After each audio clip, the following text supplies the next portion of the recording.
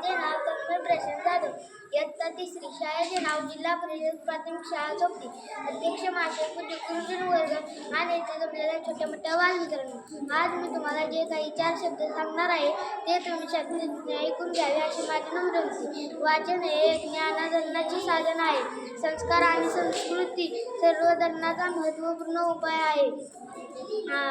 वाचन ही जीवनभर पुरणारी शिंदोरी आहे. आनंद देणारा आनंदयोग आहे. माहिती तंत्रज्ञानाच्या युगात बालकांपासून ते आजोबांपर्यंत सगळीच माणसे टीव्ही समोर बसणारी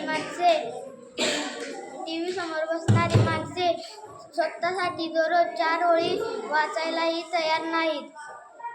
परिमापी अंधा पन्नास त्यांनी सुरुवात केली. एवढे बोलून मी माझे 4 शब्द संपवतो. जय हिंद, जय भारत.